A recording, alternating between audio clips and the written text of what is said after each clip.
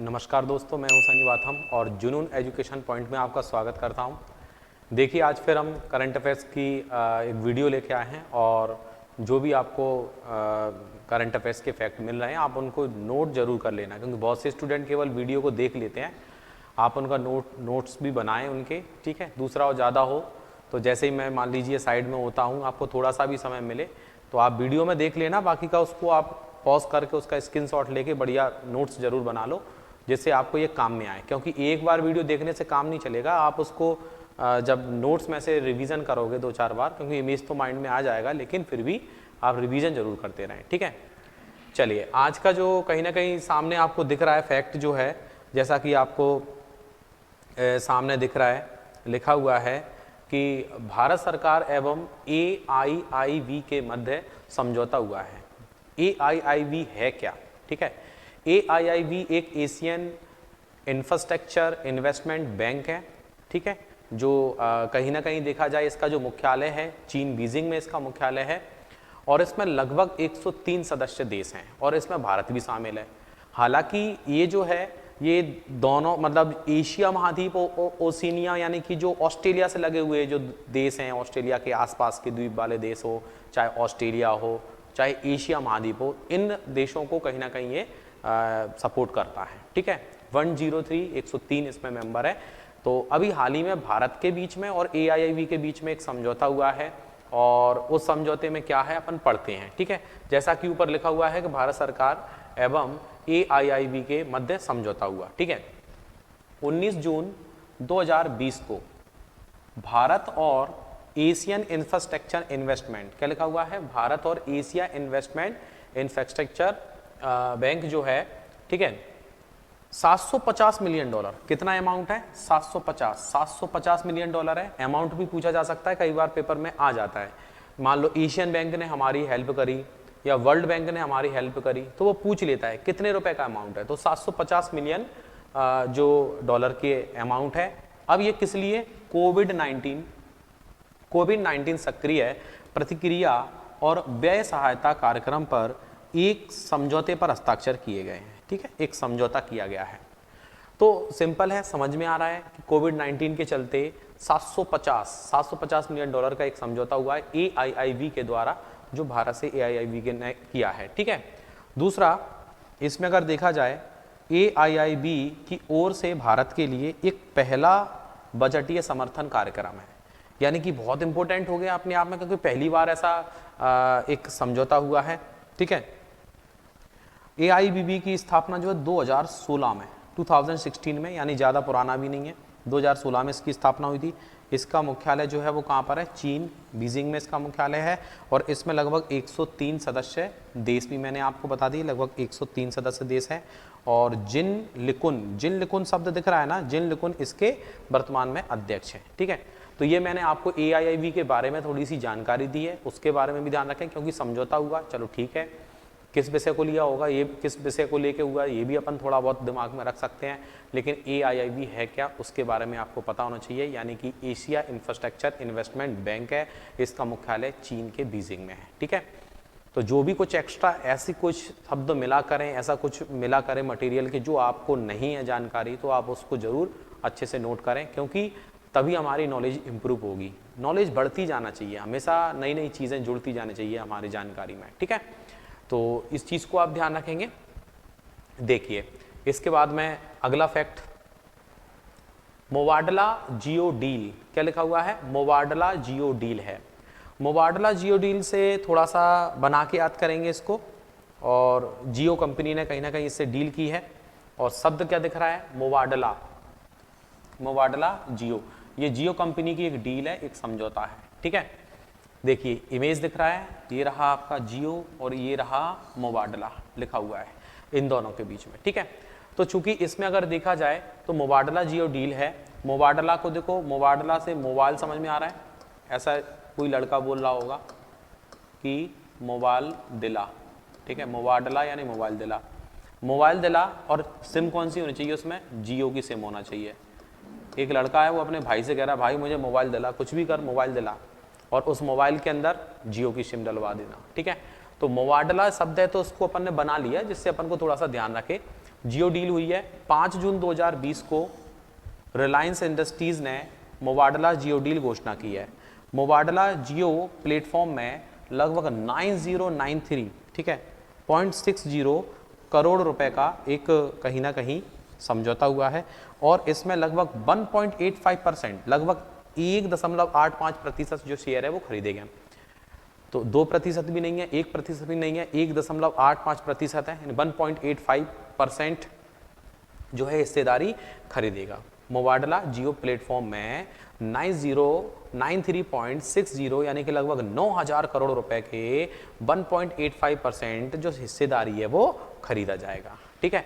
हालांकि ये जो मुबादला है ये इसका जो मुख्यालय ये कहाँ का निवेश है, मुबादला का है अबू धाबी से, ठीक है, अबू धाबी, संयुक्त अरब अमीरात। संयुक्त अरब अमीरात की कैपिटल क्या है, अबू धाबी, ठीक है। सऊदी अरब की कैपिटल रियाद है, ठीक है। तो संयुक्त अरब अमीरात अबू धाबी। अब देखो मुबादला यानी मोबाइल जरा अच्छी बात है, अच्छा जगह, मतलब अबू धाबी लिखा हुआ, अबू से अभी मैंने बोला था बड़े भाई से कह रहा था मोबाइल दिला, तो बड़े भाई ने बोला छोड़ अब्बू से कहना, मेरे पास कोई व्यवस्था नहीं है तो अब्बू से कह देना। तो अबू धाबी, अबू धाबी का मतलब अबू, यानी अब्बू से कह देना अब्बू मुझे मोबाइल दिला दो, अब्बू मोबाइल दिला देंगे, मेरी व्यवस्था नहीं है, मैं अभी तेरे को नहीं दिला पाऊंगा। तो मुबादला शब्द को याद रखना है, मुबादला जियो डील हुई है और मुबादला का जो संबंध है कहीं ना कहीं अबू धाबी से है। तो हमें 2-3 पॉइंट निकल के आ गए। एक तो ये कि मुबादला ने जियो से डील किया है, कितने रुपए का, लगभग 9000 करोड़ रुपए का।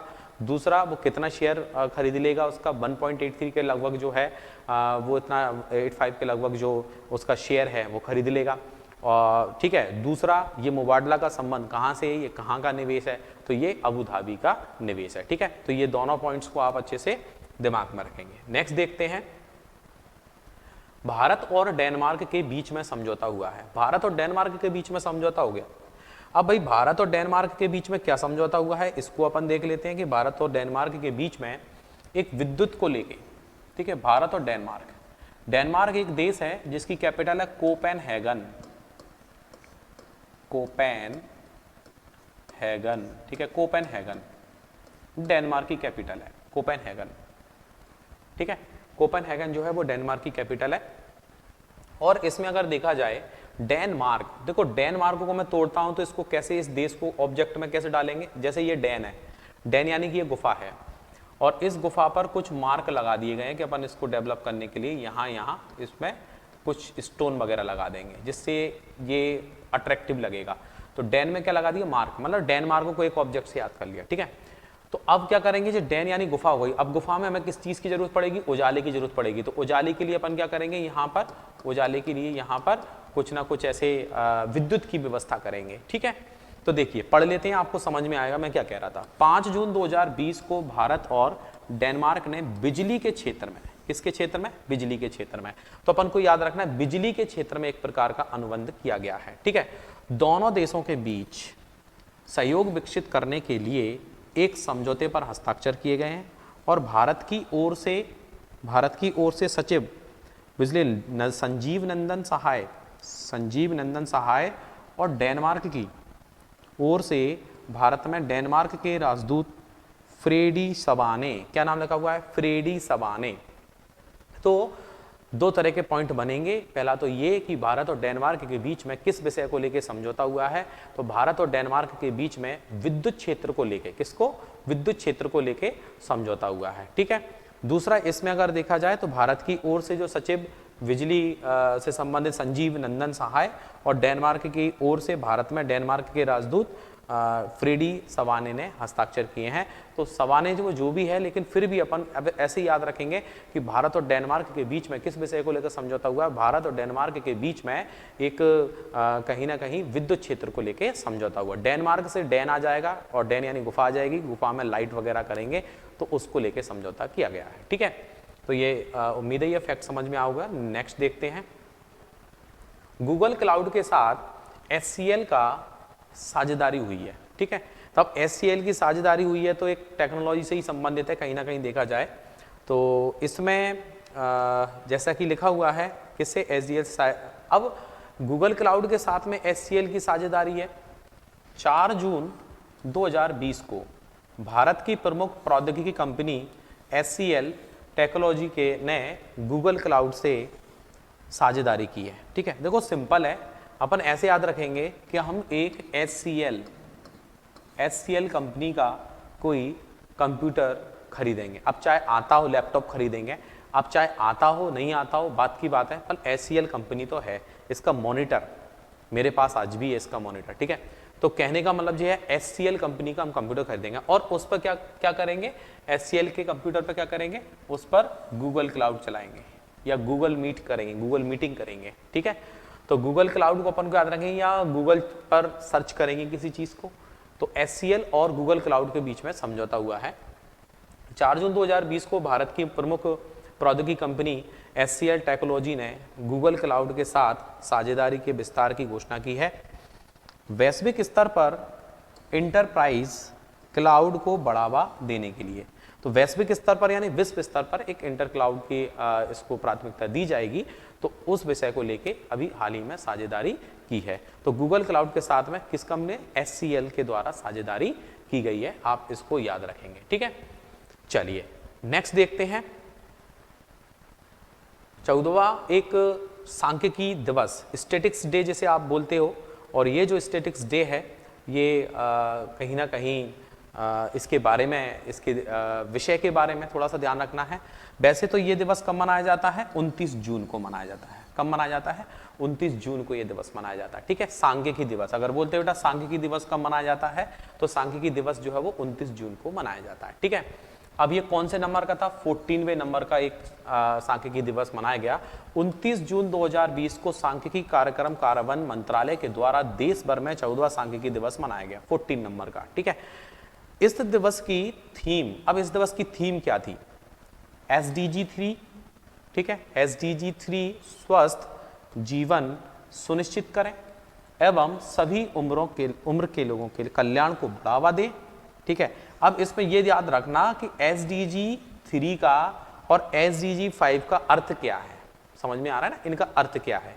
तो SDG 3 जो लिखा हुआ है, SDG 3 स्वस्थ जीवन सुनिश्चित करें एवं सभी उम्र के कल्याण को, मतलब सभी उम्र के लोगों के कल्याण को बढ़ावा दें। और SDG 5 में क्या है कि लैंगिक समानता, यानी महिलाओं में और पुरुषों में कोई भेदभाव ना रखें और सभी महिलाएं तथा लड़कियों को अधिकार संपन्न बनाएं। तो कहीं ना कहीं एक है 3 और एक है 5। तो 3 में क्या करना है, 3 में करना है कि सभी उम्र के लोगों के लिए, उनके कल्याण के लिए, उनको कहीं ना कहीं स्वास्थ्य संबंधित एक स्वस्थ जीवन सुनिश्चित करें। और 5 में क्या लिखा हुआ है, 5 के अंदर जो है वो महिलाओं में और पुरुषों में लैंगिक समानता को लेकर उनमें कोई किसी प्रकार का भेदभाव ना रखें। तो इनको 3 को और 5 को, इन दोनों को समझना है। और इसमें कहीं ना कहीं ADG 3 और एक ADG 5 जो है, ये दोनों कहीं ना कहीं देखा जाए तो इसके विषय रहे हैं किसके, सांख्यिकी दिवस के। और एक और अच्छी बात है कि सांख्यिकी दिवस में संख्या आई है, इसके जो विषय है उसमें संख्या देख लो, 3 देख लो और 5 देख लो। ठीक है, अगर विषय में वो 3, 5 लिखा हो तो समझ लो कि हाँ SDG 3 लिखा हुआ है, 5 लिखा हुआ है, तो हम आराम से इस चीज़ को समझ सकते हैं। पर 3 में क्या है, सभी के स्वास्थ्य के लिए है, लेकिन 5 में क्या है, महिलाओं के लिए कि उनसे समानता रखें, भेदभाव ना रखा जाए। ठीक है, चलिए अगला देखते हैं बेटा। मादक द्रव्य दुरुपयोग और अवैध व्यापार के विरुद्ध अंतर्राष्ट्रीय दिवस मनाया गया। तो मादक द्रव्यों का सेवन किया जाता है, ये तो आप समझते ही हो भाई। ठीक है, तो इसके सेवन को कहीं ना कहीं रोकने के लिए कि भाई जो नशीले पदार्थ होते हैं उनका सेवन कोई ना करे। ठीक है, ये ड्रग वाला मैटर आजकल बहुत चल रहा है। जो भी सेलिब्रिटी जिनको कुछ लोग अपना बड़ा आदर्श मान बैठते हैं, और भैया एक्टर, क्या लाइफ होती है इनकी लाइफ देख लो अब कैसी होती है। तो कहने का मतलब ये है कि एक ड्रग्स लेने वाले जो भी अभी सामने आ रहे हैं, आप पढ़ रहे हो, तो एक समाज के अंदर बहुत बड़ी इसको बुराई समझें आप, बहुत बड़ा एक अभिशाप है समाज के अंदर। क्योंकि जो नवयुवक हैं वो इसके मतलब ये सब करने लगे हैं वो, और कहीं ना कहीं जो इसके जाल में फंस जाता है वो व्यक्ति शायद ही निकल पाए, तो वो तो पूरी उसकी लाइफ बर्बाद होनी है ना। ईश्वर ना करे किसी को इस चीज़ की हैबिट पड़े, और कोई किसी को सजेस्ट भी ना करे भाई इस चीज़ के बारे में, क्योंकि ये एक अपनी ज़िंदगी को ख़त्म करने वाली बात है। ठीक है, तो कहने का मतलब इस चीज़ से दूर रहें, और इस चीज़ का अगर कोई यूज़ करता है तो उस व्यक्ति से तो भैया कोसों दूर रहें। ठीक है, तो इसमें कहीं ना कहीं देखा जाए तो एक मादक द्रव्यों के सेवन को रोकने के लिए उन्होंने एक दिवस घोषित किया, मादक द्रव्य दुरुपयोग को रोका जाए। तो ये 26 जून 2020 को मनाया। ठीक है, 26 जून को थोड़ा सा, अब डेट में भी कुछ स्टूडेंट्स को कंफ्यूजन हो जाता है, पर डेट को भी थोड़ा सा दिमाग लगाया करो, क्योंकि इसमें जो दिवस वाला जो क्वेश्चन होता है वो डेट का ही खेल है उसमें, और डेट और मंथ, अब मंथ का और डेट का दोनों को ध्यान रखेंगे। देखो 26 लिखा हुआ है, 26 को अपन क्या बोल सकते हैं कि सोचें हम, देखो जैसा कि लिखा हुआ है जून, क्या लिखा हुआ है, जून लिखा हुआ है। अब जून लिखा हुआ है तो देखो जून से कैसे बनता है, जैसा कि आपके सामने जून लिखा हुआ है तो हम इससे ऐसे बोल सकते हैं कि एक जू है। ठीक है, क्या है, जू। जू का मतलब क्या है, चिड़ियाघर है।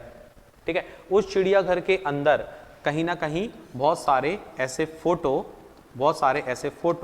छपे हैं, बहुत सारे फोटो लगे हुए हैं, फोटो छपे हुए हैं। तो उसमें कहीं ना कहीं ड्रग लेते हुए इस तरीके से बताया है कि ड्रग लेना बहुत गलत है। ठीक है, तो इस तरीके से कुछ फोटो छपे हुए हैं। या दूसरे शब्दों में देखें कि जो भी कोई धूम्रपान वगैरह करता है, गुटखा वगैरह लेता है, तो आप देखेंगे उसके पाउच के ऊपर कैंसर के जो मतलब बीमारी होती है उसके बारे में भी छपे रहते हैं। ठीक है, तो छपे रहते हैं यानी कि 26 जून, क्या लिखा हुआ है, 26 जून, 26 यानी कि छपे रहते हैं। क्या छपे रहते हैं, बोले जू में एक बहुत सारे फोटो थे वो छपे हुए थे, जिससे लोग वहां पर घूमने जा रहे थे, तो उनको ये मैसेज दिया जा रहा था कि ये जो ड्रग्स वगैरह होते हैं या नशीले पदार्थ होते हैं उनसे इंसानों को दूर रहना चाहिए। तो ऐसा फोटो छपे हुए थे जू के बाहर। ठीक है, जू के अंदर, जू के बाहर, इस तरीके से आप थोड़ा सा याद रखेंगे, क्योंकि 26 यानी छपी हुई थी। 26 से थोड़ा सा अगर थोड़ा अर्थ निकालोगे ना तो 26 से छपी हुई चीज का अर्थ निकलेगा। ठीक है, चलिए यहां तक का क्लियर हुआ। अब आगे क्या लिखा हुआ है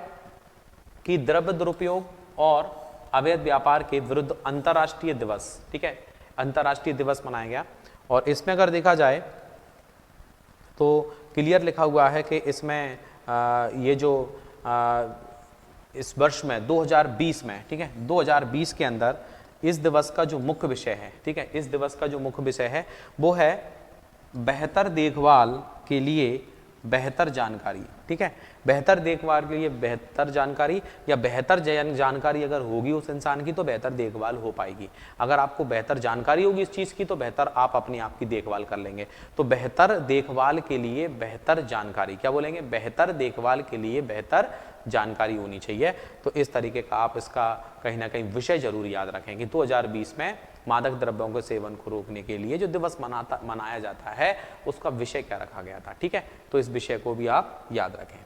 नेक्स्ट देखते हैं, 1000 सरकारी स्कूलों में रेन वाटर हार्वेस्टिंग की व्यवस्था की गई।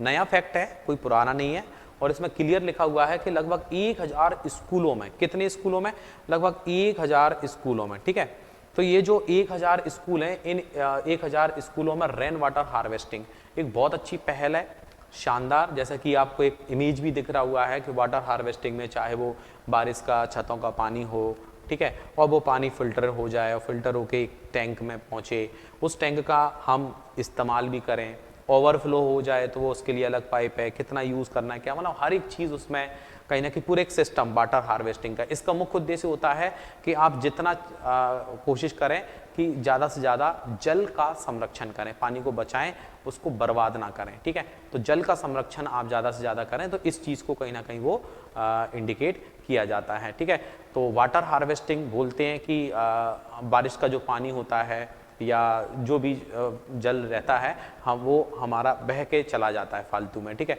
तो उसका क्या होना चाहिए, उससे वाटर लेवल बढ़ाने के लिए उसको भूमिगत करना चाहिए उस जल को। तो इस तरीके से वाटर हार्वेस्टिंग 1000 स्कूलों में ऐसा सिस्टम लगवा दिया। भैया किसने, कहाँ पर, क्या, तो पढ़ लेते हैं। 1000 स्कूलों में बारिश के पानी को, यहाँ पर स्कूलों में आ जाएगा, ठीक है, ऊपर लिखा भी है।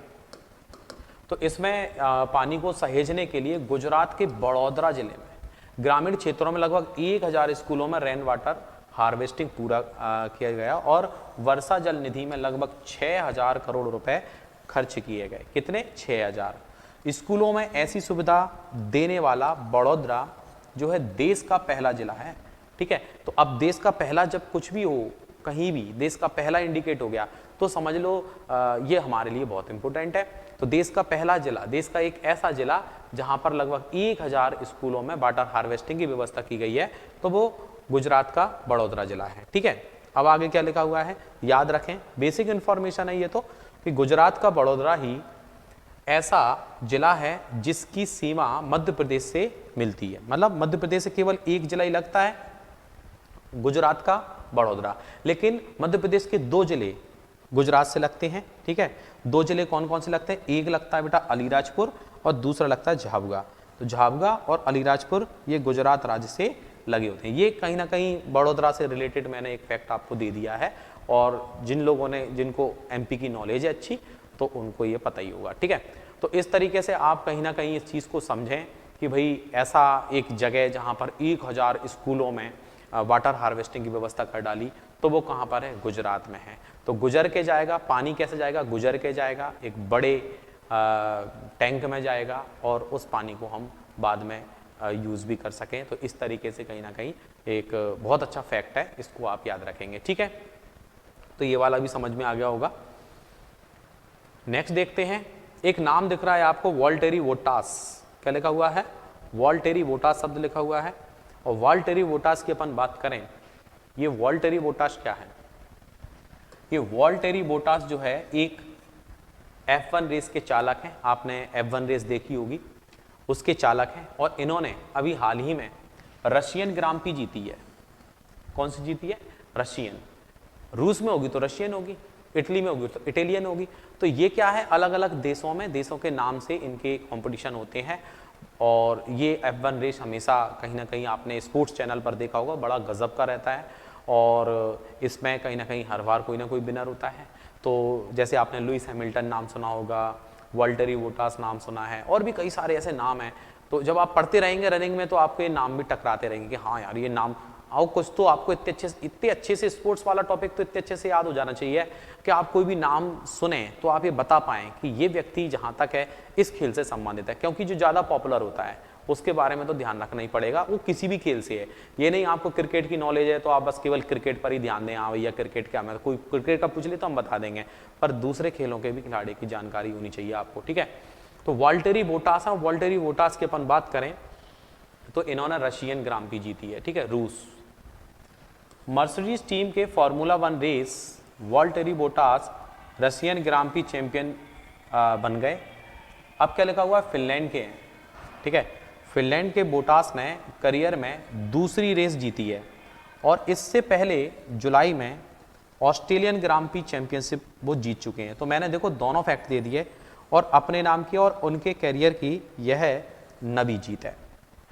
तो देखो इसमें से जो पॉइंट्स निकल के आए हैं, 2-3 पॉइंट्स ऐसे याद रखेंगे। एक तो वॉल्टेरी वोटास ने अभी कौन सा कंपटीशन जीता है, वॉल्टेरी वोटास ने एक तो जीता है रशियन, ठीक है, दूसरा कौन सा जीता है, ऑस्ट्रेलियन। तो रशियन और ऑस्ट्रेलियन दोनों आपको याद रखना है। जैसा कि इसमें लिखा हुआ है वॉल्टेरी वोटास, देखो वोटास से अपन मेमोराइज करो इस बोतल को, ठीक है, किसको, इस बोतल को मेमोराइज करो। अब इस बोतल को मेमोराइज करेंगे तो देखो इस बोतल को लाने के लिए क्या करेंगे, पहले तो इस बोतल को जब खरीदेंगे तो उसके लिए तुम्हें क्या देना पड़ेगी, उसके लिए राशि देनी पड़ेगी। वो बोतल कितने की है ना, राशि देना पड़ेगी। समझ में आ रहा है ना, उसके लिए क्या करना पड़ेगा, तुम्हें राशि देना पड़ेगी कि भैया कितने राशि की है, कितने रुपए की ये बोतल है। वॉल्टेरी बोटास को पढ़ना, बोतल बता दिया, बोतल बना दिया, ठीक है। अब वो चलो ठीक है, एक तो राशि, दूसरा अब जो बोतल आपके सामने आएगी तो काय में रख के आएगी, एक ट्रे में रख के आएगी, ट्रे में बढ़िया गिलास रखे होंगे, ठीक है, ट्रे में रख के आएंगे। तो ट्रे से अपन को क्या समझ में आएगा, ऑस्ट्रेलियन समझ में आएगा। क्या समझ में आएगा, ऑस्ट्रेलियन। तो ऑस्ट्रेलियन से ऑस्ट्रेलिया समझ में आ जाए, ऑस्ट्रेलिया समझ में आ जाए कि भैया ऑस्ट्रेलियन ग्रां प्री भी इसने जीती है, ठीक है।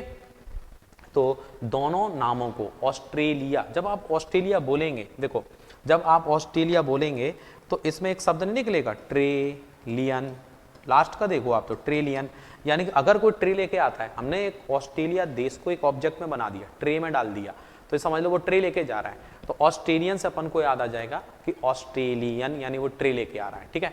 तो ऑस्ट्रेलियन है और रशियन है, ये याद रखना है क्योंकि आगे जाके ये क्वेश्चन बनेंगे, और ऑप्शन में वो आपको यही F1 रेस के जो चालक है इनके ही नाम देगा 4, कि अब बताओ इसमें से क्या आंसर होना चाहिए, ठीक है। तो ये वाला बहुत अच्छा फैक्ट है, आप इसको जरूर याद रखेंगे। दूसरा एक और पॉइंट याद रखना कि ये जो वॉल्टेरी वोटास है, ये इसका संबंध किस देश से है, इसका संबंध है फिनलैंड से, ठीक है। इसका संबंध क्या है, फिनलैंड से है, तो फिनलैंड को अपन को थोड़ा सा याद रखना है। और फिनलैंड जो है वो एक 1000 झीलों की भूमि आपने सुना होगा, ठीक है, फिनलैंड। और एक लाओस पूछा, लाओस देखा होगा आपने, ठीक है, लाओस सुना होगा, 1000 हाथियों की भूमि, ठीक है, 1000 झीलों की भूमि फिनलैंड को बोला जाता है। तो फिनलैंड के हैं कौन, वॉल्टेरी वोटास। यहां तक का क्लियर हुआ, ठीक है। चलिए आगे बढ़ते हैं। देखिए बहुत अच्छा फैक्ट है ये भी, और चूंकि आपने अभी न्यूज़पेपर में पढ़ा होगा तो न्यूज़पेपर में आपने अपने हिसाब से पढ़ लिया, जितना न्यूज़पेपर में दिया उतना आपने पढ़ लिया है, तो मैंने कुछ आपको इसमें एक्स्ट्रा भी दिया। हो सकता है आपको कुछ एक्स्ट्रा मिल जाए, वरना हो सकता है आपको भी पहले से इसकी नॉलेज भी हो, ठीक है। देखो मेन है करंट अफेयर से जुड़े रहना। हम भी कुछ आपको बता रहे हैं, कुछ अपने स्तर पर भी हो सकता है जो न्यूज़पेपर आप पढ़ते हो हम नहीं पढ़ते हो, या हम जो पढ़ते हो वो आप नहीं पढ़ते हो। तो मेन है जानकारी को शेयर करना, जानकारियों को अपने हिसाब से उनको इकट्ठा करना। जैसा कि आपसे सामने एक फैक्ट दिया है, चलो ठीक है, जसवंत सिंह का भी हाल ही में निधन हुआ है। बिल्कुल सबको पता है कि जसवंत सिंह जी का हाल ही में निधन हो गया, ठीक है, ठीक है। अब इसमें कहीं ना कहीं कुछ फैक्ट बन गए, उनको याद करना पड़ेगा। जैसे एक तो ये केंद्रीय मंत्री रहे, जसवंत सिंह का हाल ही में निधन हो गया। पहले एक सैनिक के रूप में और फिर एक राजनेता के रूप में इन्होंने कार्य किया, ठीक है, सैनिक के रूप में फिर राजनेता के रूप में। सबसे महत्वपूर्ण बात है कि अटल बिहारी वाजपेयी सरकार में, ठीक है, अटल बिहारी वाजपेयी सरकार के दौरान ये वित्त मंत्री, ये फाइनेंशियल मिनिस्टर, फॉरेन मिनिस्टर और डिफेंस मिनिस्टर, वित्त मंत्री, विदेश मंत्री और रक्षा मंत्री के विभागों पर भी इन्होंने काम किया। खासतौर से अटल बिहारी वाजपेयी की सरकार से जुड़े रहे, वो बहुत महत्वपूर्ण है। भाजपा की बुनियाद रखने वाले नेताओं में से एक थे। जब भाजपा की बुनियाद रखी जा रही थी तो उसमें इन्होंने अपना योगदान दिया था। इनका जन्म जासौल बाड़मेर राजस्थान में हुआ था, जबकि मृत्यु दिल्ली में हुई थी। इनकी मृत्यु कहां पर हुई थी, दिल्ली में, इनकी मृत्यु दिल्ली में हुई थी, ठीक है।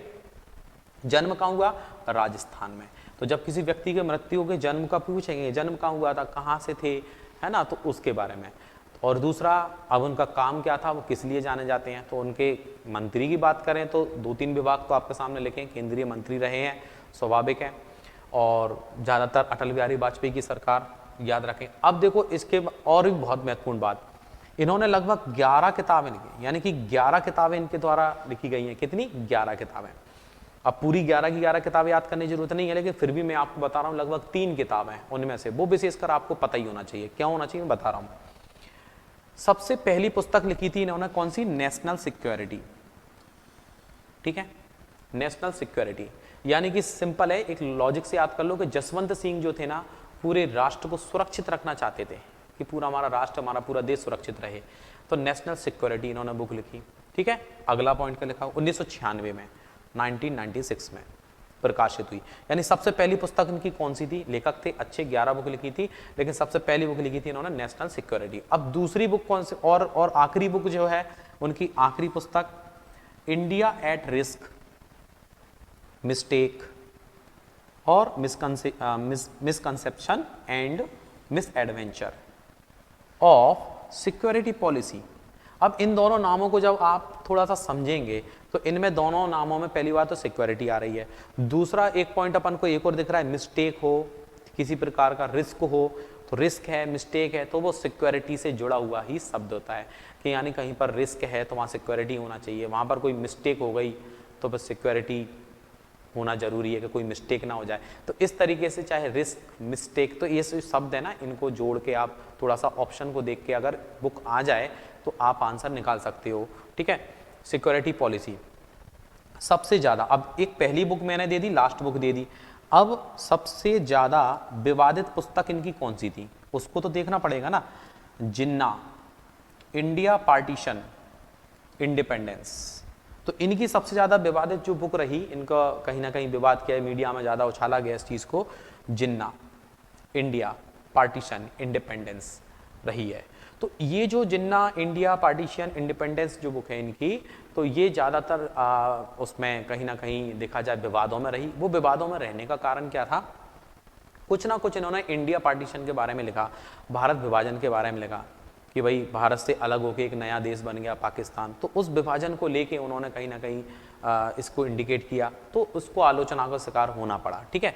तो जिन्ना तो आपको मालूम है ये पाकिस्तान की गांधी और जिन्ना की वजह से ही भारत पाकिस्तान अलग हुए हैं, ना जिन्ना होते ना भारत पाकिस्तान अलग होता, आज भी सभी एक ही देश के लोग रहते। ठीक है, तो इसमें इंडिया पार्टीशन इंडिपेंडेंस रही है, जिसके कारण बीजेपी से इनको हटा दिया गया, बीजेपी से निष्कासित कर दिया गया, जाइए हमें आपकी आवश्यकता नहीं है। ठीक है, पाकिस्तान, बांग्लादेश, भारत एक माँ की संतान है। इन्होंने बताया कि पाकिस्तान हो चाहे बांग्लादेश हो, भारत हो, ये सब एक माँ की संतान है, बिल्कुल, क्योंकि भारत के विभाजन से ही तो ये देश बने हैं। दूसरा, 1999 में आतंकियों को लेकर कांधार गए और इंडियन एयरलाइंस की फ़्लाइट के यात्रियों को लेकर आए। ठीक है, यानी कि ये कांधार वाला केस हुआ था जिसमें एक प्लेन हाईजैक कर लिया था आतंकवादियों ने, काफ़ी लोग उसमें यात्री जो थे उसमें फंसे हुए थे, तो उनको कहीं ना कहीं उनकी रजामंदी से आतंकवादी छोड़ दो भैया, यात्रियों को बचाने के लिए कुछ आतंकवादियों को वहाँ छोड़ दिया और यात्री लेके आ गए। तो ये गवर्नमेंट की तरफ से ऐसा हुआ था, उस समय भी इनको कहीं ना कहीं आलोचनाओं का शिकार होना पड़ा था। तो 1999 में, आपको पता है 1999 में तो कारगिल का युद्ध भी हुआ था।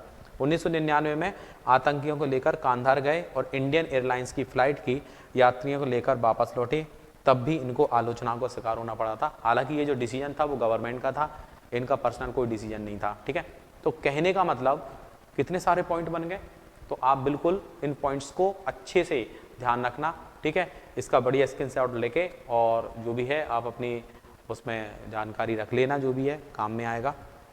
ठीक है, चलिए अगला फैक्ट देखते हैं।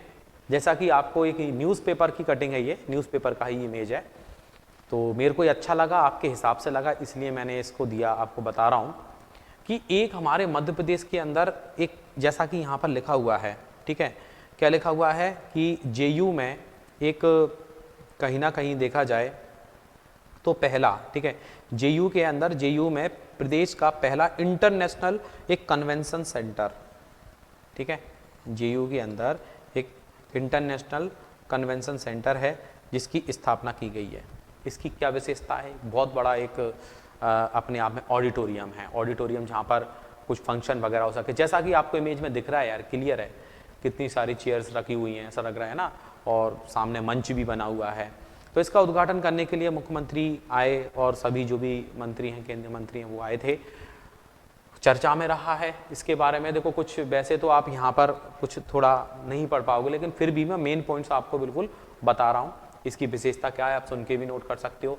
पहला तो ये तो समझ में ही आ रहा है कि ऑडिटोरियम, ओपन थिएटर और 5 सेमिनार हॉल एक ही कैंपस में है, ठीक है, एक ही कैंपस के अंदर है। दूसरा, इसमें एक और विशेषता है कि इसमें लगभग 2000 लोगों की क्षमता वाला ऑडिटोरियम है, यानी लगभग 2000 लोग वहाँ पर बैठ सकते हैं। 1500 लोगों की क्षमता वाला ओपन थिएटर है यहाँ पर। कितने? 1500 लोग, ओपन थिएटर है, बड़ी आराम से 1500 लोग बैठ सकते हैं। 5 सेमिनार हॉल है, एक कॉन्फ्रेंस हॉल है और एक आर्ट गैलरी है। तो कहने का मतलब इतनी बड़ी सौगात है। और शहर कौन सा है? ग्वालियर है। शहर कौन सा है? ग्वालियर है। तो एमपी से रिलेटेड ऐसा क्वेश्चन बन सकता है कि अभी हाल ही में ऐसा कौन सा शहर है या कौन सा राज्य है जहाँ पर एक अपने हिसाब से एक प्रदेश का सबसे बड़ा एक ऑडिटोरियम की स्थापना की गई है, तो वो कहाँ पर की गई है? तो वो ग्वालियर में की गई है। तो इससे रिलेटेड भी आप जानकारी जरूर रखेंगे, ठीक है। लगभग 2000 लोगों की क्षमता वाला ऑडिटोरियम, प्रदेश का नंबर 1 है, तो स्वाभाविक है मध्य प्रदेश राज्य से अगर कोई क्वेश्चन बनता है तो आप उसका जरूर ध्यान रखेंगे, ठीक है। तो ये मैंने आपको बता दिया, आप इसको ध्यान रखें। इस सौगात से कहीं ना कहीं पर्यटन रोजगार के अवसर मिलेंगे, पर्यटन को भी बढ़ावा मिलेगा, पर्यटक देखने आएंगे तो एक अच्छी बात है, रोजगार को भी बढ़ावा मिलेगा लोगों को, ठीक है। चलिए यहाँ तक का क्लियर हुआ। अब आपके क्वेश्चन सीरीज देखते हैं। तो आप क्वेश्चंस देखेंगे और इसका आंसर अपने सोच समझ से इसका आंसर देंगे, ठीक है। जैसा कि पहला क्वेश्चन लिखा हुआ है आपके सामने कि जून 2020 को प्रदेश में कोविड-19 सहयोग के लिए भारत सरकार और Asian infrastructure investment bank AIIB ने कितने मिलियन डॉलर के समझौते पर हस्ताक्षर किए हैं? तो पहला ऑप्शन है आपको 550 मिलियन डॉलर है, दूसरा ऑप्शन है आपका 750 है, तीसरा ऑप्शन है 330 है और चौथा ऑप्शन है आपका 150 है। तो स्वाभाविक है आपने जो फर्स्ट नंबर का जो भी फैक्ट पढ़ा है तो उससे रिलेटेड आपको अपने आप माइंड के अंदर ये आएगा, ठीक है। तो अगर आपको अच्छे से याद हो गया तो आप इसका आंसर बिल्कुल दे सकते हैं। तो पहला ऑप्शन, दूसरा ऑप्शन, तीसरा ऑप्शन, पहला 550, दूसरा 750, तीसरा 330, चौथा 150 है। तो इनमें से जो आपका आंसर होगा वो आंसर होगा आपको $750 मिलियन। ठीक है, चलिए नेक्स्ट देखते हैं। रिलायंस इंडस्ट्रीज ने कितनी राशि में अपनी डिजिटल इकाई जियो प्लेटफॉर्म में अबू धाबी स्थित निवेश कंपनी 1.85% हिस्सेदारी बेचने की घोषणा की है? हालांकि इसमें अमाउंट पूछ लिया है, अमाउंट देके वो जगह भी पूछ सकते हैं कि कहां से संबंधित है।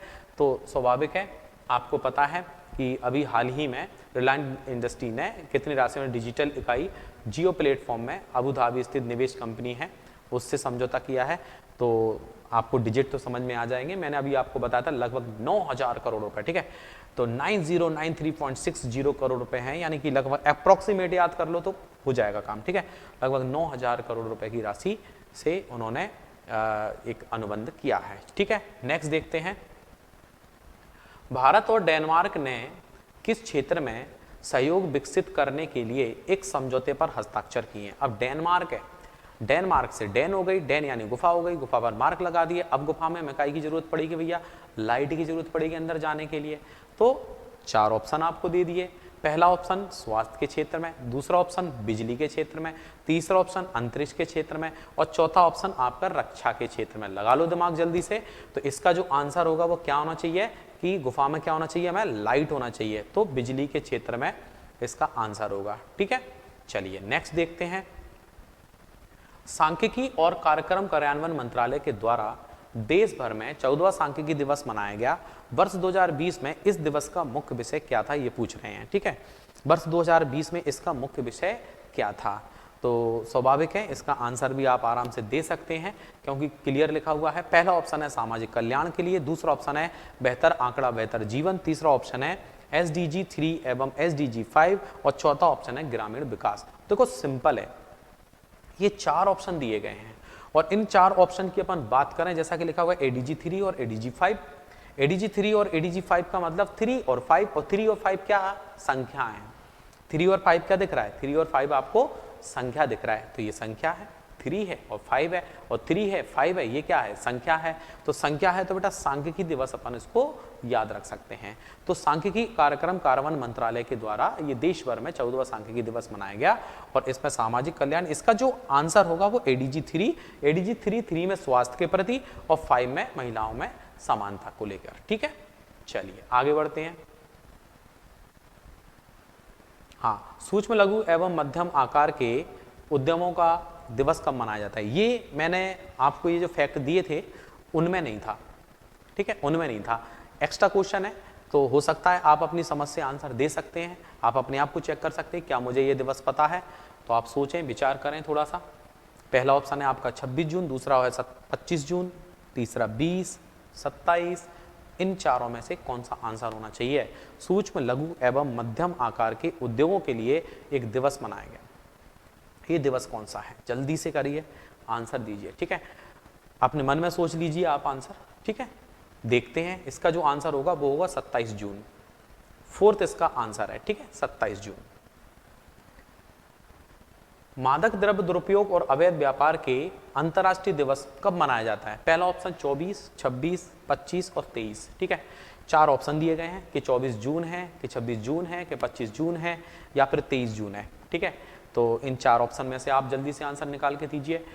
आपको पता है जो मादक द्रव्यों का सेवन करते हैं या जो भी गुटखा वगैरह या जो उसका सेवन करते हैं तो उस पर एक रैपर होता है और रैपर पे क्या होता है? रैपर पे जो इमेजेस होती है वो इमेज छपा होता है।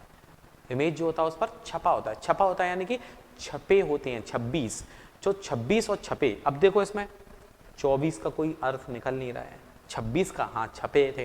कहाँ छपे थे? जू में छपे थे, चिड़ियाघर में।